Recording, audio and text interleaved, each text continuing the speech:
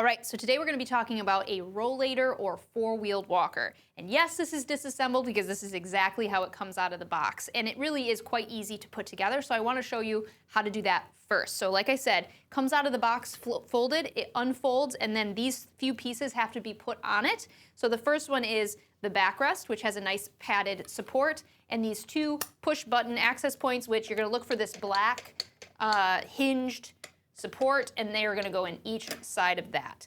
Really simple, lock it in. You are already halfway done. The next thing you need to put in are the handles, the armrests. Make sure that you're putting them on the same side as their wire, as this is the brakes. So you want to make sure that they line up with those. And you're going to slide it down and in through the hole, and you'll see there's a hole here and a hole here. So you're going to have to line it up. Now, you can set the height at this point. Don't be afraid to readjust the height if it's not quite right, but just like with any mobility aid, you want the height to be at about the wrist bone of the user if they're standing nice and straight.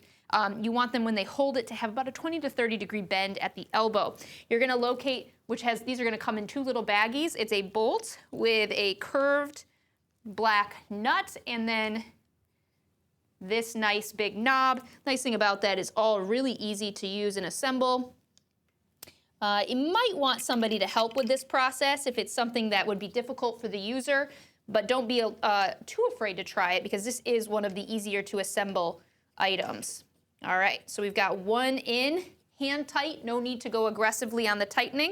I'm going to double check that length again, that height again. This is giving me about that 20 to 30 degree bend. I can look at the number of holes. I'm in about the 5th hole, so we're going to try to line it up on this side, set it up with the same length.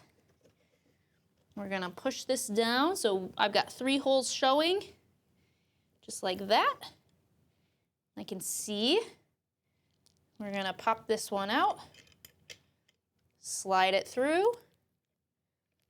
You're going to make sure your holes line up. It's always the last one that gives you trouble, no matter what. There we go. Okay, so we are fully assembled now. Let's talk about what you have here with this walker. So this four-wheeled walker has 7.5-inch wheels. It has a padded, small but padded seat. It does have a nice basket in here that you can put a lot of supplies. It's actually very, very useful to have. A lot of people use this like a trunk on wheels. And it has this brake system. Very important to go over the brake system with the user because these are one of the most important safety features when using a walker like this. This walker will move quite quickly away from the user, so it's very important that the brakes are being used to either slow you down or stop you entirely if you're going to sit on the seat. So let's quick show you the best way to sit on the seat safely. The ultimate safest way to use this seat is to actually back the walker just like this up to a wall or curb so that it cannot roll backwards on the individual at all. Once it is set there, you're going to have the individual lock their brakes, use the handles. The brakes can be locked entirely by pressing them down, and then they're going to sit. Now with the wall or curb behind me, those wheels are not going to move at all if the user has to use some support of the handrails to push themselves back to a stand. You can use the brakes and the handles and the seat without a wall or curb behind you, but just be mindful that it is possible for the whole walker to shift back a little bit if the person tends to push like this. So just be very aware of how they're using it. Press up and through those handles and it can be used safely. Now once they turn, they can unlock the brakes by simply pulling up on it. So again, to lock the brakes, you can press down like this, and they're going to stay in their locked compressed mode. To disengage the brakes, you're going to need to pull up. To brake only temporarily, you can squeeze the brakes like this, and you can do one or both. Now, another really key feature of this is the brake system. Now, this may look familiar to some if you're a bike rider. This is the same type of brake system that is on most bicycles. So, if you ever have a problem where your brakes are too loose or too tight, I strongly recommend taking it to a bike shop. They are really great about fixing these cable brake systems. It's not entirely difficult to do at home, but I'm not going to go over it fully in this video. So taking it to your local bike shop is a great way to maintain your brakes.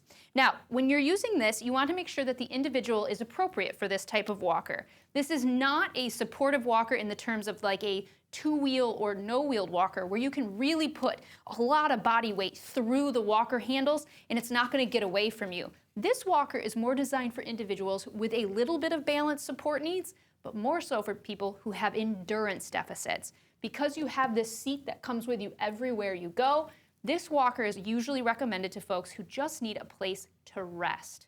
So definitely do not recommend this in situations where an individual maybe is partial or non-weight bearing, or somebody who's a very substantial fall risk, as it may be difficult for them to control this style of walker. But overall, these are super common and super useful. It would be remiss if I did not show you how to fold these up, because a lot of people like to bring these on the go. Again, helping with those endurance activities like going out in public. To fold these up, you're going to lift the seat.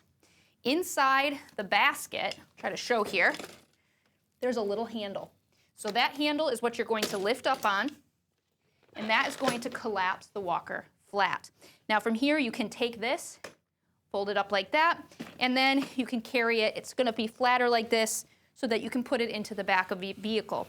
Now mind you, some people realize it's kind of annoying because it's going to open right back up all on its own. Sometimes I recommend having a strip of Velcro on hand that you can wrap around it so that when you close it like this, you just wrap and hook the Velcro so it stays closed, because that is one of the more frustrating things with this style of walker, is it wants to be open, so it's going to open back up on you. But overall, a great tool, something that a lot of folks use, but it's so important that you understand the best ways to use it.